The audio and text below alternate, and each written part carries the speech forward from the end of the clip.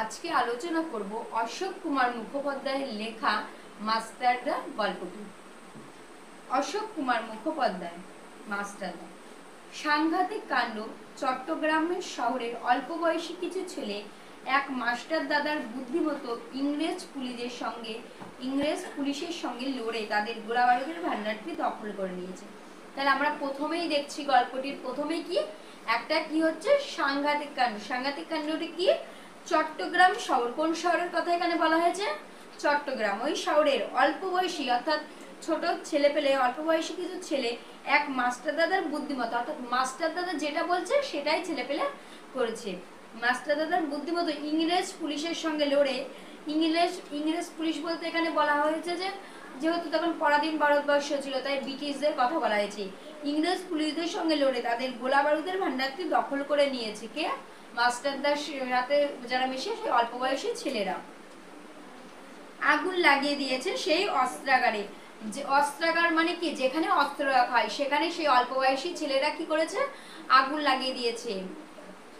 আগুন লাগিয়েছে টেলিফোন আর টেলিগ্রাফের অফিসেও। তাহলে তারা আগুন লাগিয়েছে কোথায়? টেলিগ্রাম বলছে টেলিফোন আর টেলিগ্রাফের অফিসেও তারা আগুন লাগিয়ে দিয়েছে।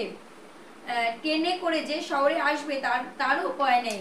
তাহলে কি, যেহেতু আগুন লাগিয়ে দিয়েছে ট্রেনে করে যে শহরে তারা আসবে সেটারও কোনো উপায় নেই। দু জায়গার রেলের লাইন ভেঙে ফেলেছে তারা, সেখানে মালগাড়ি উল্টে ট্রেন চলাচল বন্ধ। তাহলে তারা কি করছে? বলছে দু জায়গায় রেলের লাইনই ভেঙে ফেলেছে, তাই গাড়ি যাওয়া আসাও বন্ধ হয়ে পড়েছে। চট্টগ্রাম ইংরেজ শাসন থেকে মুক্ত এমন এক ঘোষণা করেছে সেই ছেলে। ইংরেজ শাসন অর্থাৎ আগেকার দিনে আমরা জানতাম যে ইংরেজরা শাসন করতো, কিন্তু সেই ইংরেজ শাসন থেকে মুক্ত সেটা ঘোষণা করেছে ওই ছেলেরা। ওরা পুড়িয়ে দিয়েছে ইংরেজ পুলিশ ঘাঁটিতে উড়তে থাকা ব্রিটিশ পতাকা বলছে ইউনিয়ন জ্যাক। তাহলে কি ওরা কি যে ইংরেজ অর্থাৎ ব্রিটিশরা যে অত্যাচার করতো সেই পতাকাকে ওরা কি করেছে? ইউনিয়ন জ্যাক ওটাকে তারা কি করেছে? পুড়িয়ে ফেলেছে। সেখানে উড়ছে স্বাধীন ভারতের পতাকা। সেখানে দেখাচ্ছে যে স্বাধীন ভারতের পতাকা হচ্ছে, অর্থাৎ এখানে মাস্টারদা সূর্যদেব দেখাতে চেয়েছে যে পরাধীন ভারতবর্ষ কিভাবে স্বাধীনতার রূপে ধারণ করতে পারে সেই গল্পটি উনি প্রথম তুলে ধরেছেন। ভারতবর্ষ শাসন করতে এসে ইংরেজরা বোধহয় এমন মার এর আগে কমই খেয়েছে। অর্থাৎ তারা যখন ভারতবর্ষে শাসন করতে এসেছে তাই হলো এই মারটা এরা কমই খেয়েছে, কিন্তু এরকম মাস্টারদার সময় থেকেই এরকম মারটা খেয়েছে। তারা মনের সুখে রাজ্যপাট চালিয়েছে এতদিন। অর্থাৎ ইংরেজরা ব্রিটিশরা কি করছে? মনের সুখে রাজ্যপাট করেছে। তারা নীল চাষ করতো, তারা নানা রকমই করতো, কিন্তু এখন কি হচ্ছে? মাস্টারদা সূর্যের আমলে কি তারা মার খেয়েছে। ভারতবাসী দিনের পর দিন খেটে গেছে আর সেই খাটুনির ফল ভোগ করেছে সাদা চামড়ার ইংরেজ। অর্থাৎ আমরা জানি যে ভারতবাসী অর্থাৎ আমরা কি করতাম? আমাদের মতো সেদের দিয়ে চাষ করিয়ে চাষবাস করার ফলে সেই সমস্ত ফল ভোগ করতো সাদা চামড়ার। অর্থাৎ ইংরেজরা আমাদের জোর করে চাষ করিয়ে নিয়ে তারা সবকিছু ভোগ করতো, আমাদের পাওনাটুকুনি আমাদেরকে দিত না। প্রতিবাদ করে গেলে এদেশের মানুষের কপালে জুটেছে অত্যাচার। অর্থাৎ প্রতিবাদ করলে তাদের নিয়ে গিয়ে মারধর করা হতো, আটকে রাখা হতো জেলে। এদেশে রাজত্ব করতে এসে তাদের স্পর্ধা একেবারে আকাশ ছুঁয়েছে। কোনো কোনো প্রতিষ্ঠানে সাদা চামড়ার লোক ছাড়া অন্য কারো ঢোকার অনুমতি নেই। কোনো কোনো জায়গায় এরকমই হয়েছে যে সাদা চামড়া অর্থাৎ ব্রিটিশরা ছাড়া অন্য তো ঢুকতেই পারবে না। বলছে রেস্তোরাঁর গায়ে নোটিশ ঝুলছে কালো চামড়ার লোক এবং কুকুরের প্রবেশ নিষেধ। বলছে কালো, এখানে বলছে যে কালো চামড়ার লোক বলা হয়েছে, অর্থাৎ আমাদের ভারতবাসীকে অপমান করা হচ্ছে। বলছে আমরা কালো চামড়ার লোক, এইটা বলে অপমান করে বলছে তাদের, এবং কুকুরেরও প্রবেশ নিষেধ। এমন অন্যায় বেশি দিন চলে না, প্রতিবাদ হবেই, প্রতিরোধ গড়ে উঠবে। ঠিক যেন রূপকথার রাজপুত্রদের মতো লড়াই করে দেশ থেকে দানবদে তাড়াতে চেয়েছে চট্টগ্রাম এর ছেলেদের। বলছে রূপকথাতে যেমন হঠাৎ রাজারা অর্থাৎ চলে আসে, শাসন করছে, হঠাৎ কেউ চলে এসে শাসন করছে, নায়ক নায়িকা চলে আসছে রূপকথাতে, সেরকমই রূপকথাতে এই ছেলের দলগুলো চলে এসেছে মাস্টারদার সাথে। এই ছেলের দলগুলো এসে রূপকথার মতোই গল্পটিকে যেটা সম্ভব না সেরকম করে তুলছে। তাদের মনে হচ্ছে ভারতবর্ষের একটা জায়গা যুদ্ধ করে যদি ইংরেজদের তাড়ানো যায় সারা দেশ জেগে উঠবে। তাদের মনে হচ্ছে যদি যুদ্ধ করে ইংরেজদের তাড়ানো যায় তাহলে ভারতবর্ষটা পুরোপুরিভাবে স্বাধীন হবে। আর সকলেরই তখন মনে হবে তাহলে তো আমরা এমনভাবে লড়াই করে ইংরেজদের অত্যাচার বন্ধ করতে পারি। তাই তিনি বোঝাতে দিয়েছে যে সকলের একসাথে হওয়া উচিত, সকলের জোটবদ্ধ হওয়া উচিত, তাদের তাড়াতে পারি। দেশ আমাদের মা, দেশ আমাদের কি মা, অর্থাৎ দেশকে জননী অর্থাৎ মাতা রূপে গণ্য করা হয়েছে। তাহলে আমরা যদি সকলে একত্রে থাকতে পারি তাহলে আমাদের পক্ষে সম্ভব দেশকে স্বাধীন করা, সেই ভারত মাতাকে ইংরেজ দানবের কবল থেকে মুক্ত করতে পারি। অর্থাৎ আমরা সকলে একত্রে হয়ে ভারত মাতাকে ইংরেজদের থেকে আমরা মুক্তি দিতে পারি। এই ছেলের দলকে দেশের কথা বলে, খেলাধুলো, বন্দুক চালানো শিখিয়ে ইংরেজদের বিরুদ্ধে লড়বার উপযুক্ত করে গড়ে তুলেছে এক অঙ্কের শিক্ষক, তাকে সবাই মাস্টারদা বলে ডাকে। তাহলে এখানে কি বলছে, বন্দুক চালানো শিখিয়েছে, ইংরেজদের বিরুদ্ধে লড়ার জন্য উপযুক্ত গড়ে তুলেছে কি একজন অঙ্কের শিক্ষক। তার নাম কি, তার নাম হলো মাস্টারদা। মানে একজন শিক্ষক এগুলো করাচ্ছে অল্প বয়সী কিছু ছেলেদের দিয়ে।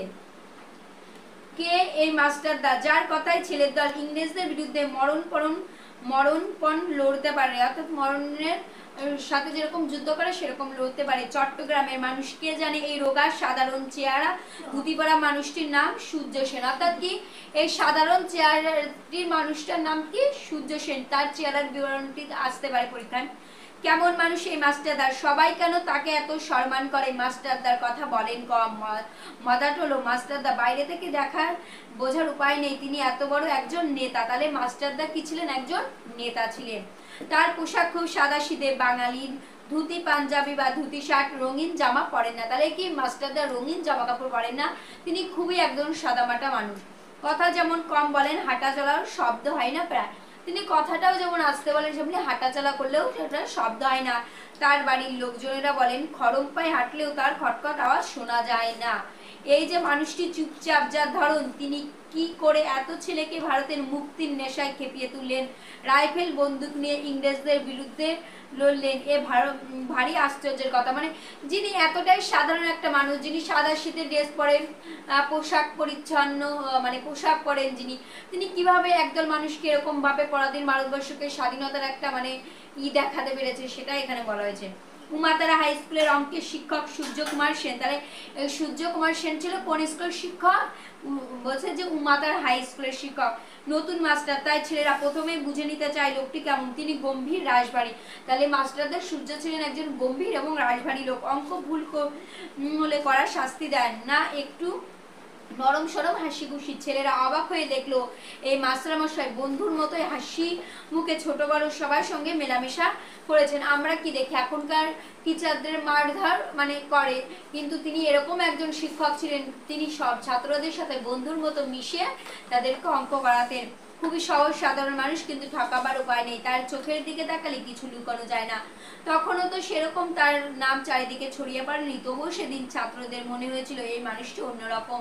তার কথা মতো ছাত্ররা ভোর 4টের সময় ঘুম থেকে উঠে ময়দানে গিয়ে ব্যায়াম করতো। তাহলে তার কথা মতো, তার কথা এতটাই মানে তারা শুনতেন যে ভোর 4টের সময় উঠে ময়দানে গিয়ে ব্যায়াম করতেন।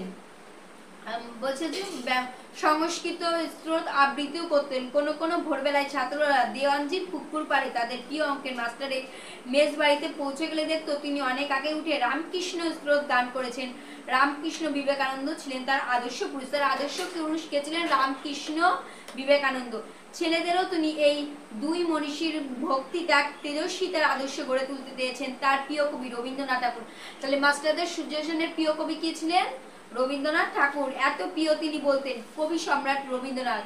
শুধু বলা নয়, রবীন্দ্রনাথের বহু কবিতা ছিল তার মুখস্থ। পরে বলছে যে জালালাবাদের পাহাড়ে লড়াইয়ের আগে রবীন্দ্রনাথের গান কবিতা শুনেছেন তিনি। জেলের মধ্যে রবীন্দ্রনাথের কবিতা পড়েছেন। তিনি যখন জেলে আটকে রেখেছিলেন তার লেখার জন্য, তখন তিনি রবীন্দ্রনাথের গান পড়েছেন। চিঠিতে রবীন্দ্রনাথের কবিতার লাইন উদ্ধৃত করেছেন। তার চিঠিতে রবীন্দ্রনাথের উদ্ধৃত লাইনও করেছেন। সাথীদের তার কবিতা পড়তে অনুরোধ করে বলেছেন রবীন্দ্রনাথ আমাদের ভারতবর্ষের এক মস্ত বড় সম্পদ। তাহলে সুভাষচন্দ্র সূর্য সেন বলছে যে রবীন্দ্রনাথ আমাদের ভারতের একজন বড় সম্পদ, তার লেখা পড়ো, তার লেখা পড়লে আমাদের ভালো হবে। তবে উমাতারা স্কুলের ছাত্ররা সেদিন অঙ্কের শিক্ষক সূর্যকুমার সেনকে একটু অন্য নজরে দেখলেও বুঝতে পারেনি এই মানুষটি একদিন শক্তিশালী ইংরেজদের বিরুদ্ধে লড়বেন, 3 দিনের জন্য হলেও চট্টগ্রাম বিদেশি শাসন মুক্ত করবে। তাহলে আমরা কি দেখতে পাচ্ছি, এই গল্পটার শেষে আমরা দেখতে পাচ্ছি যে তিনি এই পরাধীন ভারতবর্ষটাকে স্বাধীন করতে চেয়েছিলেন। এই পরাধীন ভারতবর্ষটাকে স্বাধীন করতে চেয়েছিলেন বলেই আজ মানে তিনি এরকম লিখেছিলেন। ধন্যবাদ।